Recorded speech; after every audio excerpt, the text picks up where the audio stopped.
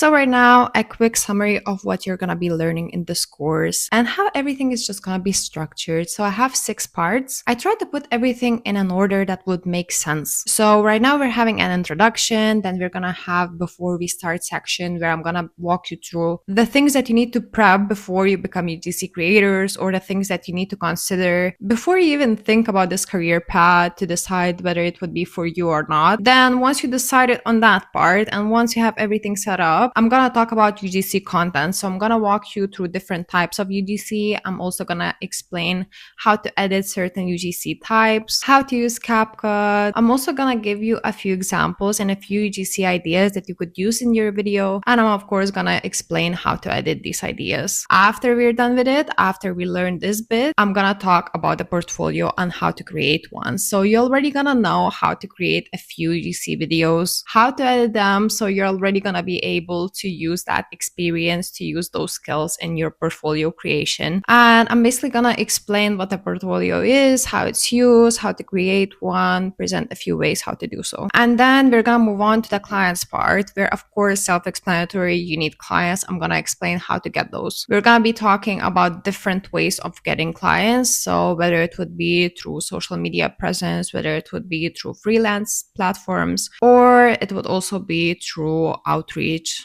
cold pitching. In the client section, I'm also going to be talking about the fees, pricing, and how much you could earn from UGC as well. I believe it's also important to know to kind of set your expectations right before getting started. And then in the last part, we're going to discuss the tools and apps that I find most useful, so you can also learn how to use those. And then we're going to summarize everything and going to get started. So let's go ahead.